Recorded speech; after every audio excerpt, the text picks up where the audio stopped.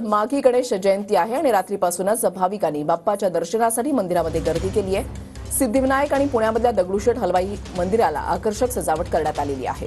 ही दोन दृश्य आपण पाहताय। मुंबईमधल्या सिद्धिविनायक मंदिरामध्ये भाविकांची मोठी गर्दी आज पहाटेपासूनच पाहायला मिळते, तर पुण्यामधल्या दगडूशेठ हलवाई मंदिरामध्ये सुद्धा भाविकांची अलोट गर्दी पाहायला मिळते। माघी गणेशोत्सवाच्या निमित्तानं भाविकांची मंदिरामध्ये, गणपती मंदिरांमध्ये आज मोठी गर्दी पाहायला मिळते। मुंबई आणि पुण्यामध्ये ही दोन दृश्य आपण पाहताय।